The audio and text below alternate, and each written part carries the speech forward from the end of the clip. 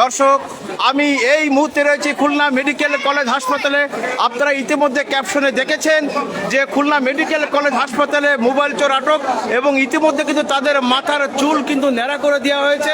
এবং আপনারা জানেন যে দীর্ঘদিন ধরে খুলনা মেডিকেল কলেজ হাসপাতালে রোগীর স্বজনদের মোবাইল, নগদ টাকা, স্বর্ণালংকার এগুলো দিনের পর দিন নিয়ে যেতে একটি চক্র।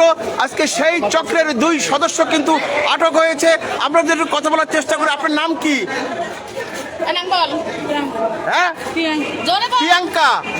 আপনার নাম কি? আসমা। আসমা। বাড়ি কোথায়? আপনাদের বাড়ি কোথায়? হ্যাঁ, সাতক্ষীরা। আপনার সাতক্ষীরা। আচ্ছা, যদি এবার আমরা একটু দেখি। আচ্ছা, আপনি একটু বলবেন কি হয়েছে? আমি ওষুধ আনতে যাচ্ছিলাম। আমি ডিউটি করি, আমি খুলনা মেডিকেল কলেজ হাসপাতালে পুরুষ টিকিট কাউন্টারে ডিউটি করি। আমার কাশির কারণে আমি একটু ডিউটির ফাঁকে আরেকজনকে বসে আমি ওষুধ আনতে যাচ্ছিলাম। হঠাৎ করে আমার গায়ে ধাক্কা অনুভব করি। ধাক্কা অনুভব করে যখন আমি পিছনে ফিরে তাকাই, দেখি কেউ নাই। এরপরে যে ব্যাগে হাত দিয়ে দেখি যে আমার ফোন নাই। আমি ওই মহিলাকে যে ধরছি, অটোতে উন্ডা উঠা ছেড়ে দিচ্ছে। ওরাই যে অটো ধরছি, সঙ্গে সঙ্গে ফোন বের করে দিয়ে বলে কি ফোন আমরা পড়া পাইছি। মানে আপনার ফোন নিয়ে গেছিল? ফোন নিয়ে গেছে, আমি চলন্ত অটোতে ওনাকে দৌড়াই যেয়ে ধরছি।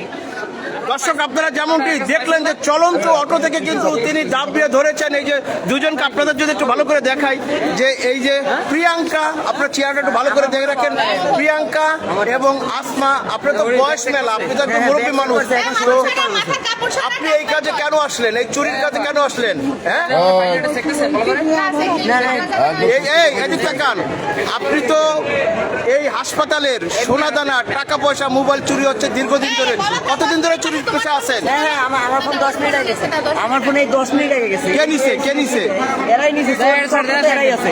তাহলে এরাই নিছে হয়তো সম্ভবত। আপনার ফোন হারাইছে আজকে না? এই কি বলে, এই কি আমার ফোনে 10 মিনিটের ভিতরে। দর্শক, আপনারা যেমনটি দেখছিলেন যে প্রিয়াঙ্কা এবং আসমা নামের দুজন চোরকে কিন্তু আটক করা হয়েছে, মোবাইল চোর। আর আপনারা এমনি জানেন যে খুলনা মেডিকেল কলেজ হাসপাতালের দীর্ঘদিন ধরে কিন্তু মানুষের মোবাইল, টাকা পয়সা, সোনা দানা এগুলো কিন্তু নিয়ে যায় একটি চক্র। সেই চক্রকে কিন্তু মোটে ধরা যায় না। আজকে কিন্তু দুজন মহিলা সদস্য কিন্তু আটক করেছে বা আটক হয়েছে। এই যে আমরা দেখতে পাচ্ছি যেখানে হাসপাতালের একজন স্টাফ, আউটসোর্সিং স্টাফ, তার মোবাইল নিয়ে যখন চলে যাচ্ছিল তখন তিনি দাব দিয়ে তাদের ধরেছেন। পাশাপাশি থেকে অভিযোগ করছিল যে আপনার কাছে ফোন নিয়ে গেছিল। 10 থেকে 15 মিনিট আগে নিছে। আপনারা দেখছেন যে দুইজন আটক হয়েছে। তাদেরকে থানায় কি খবর দেওয়া হয়েছে?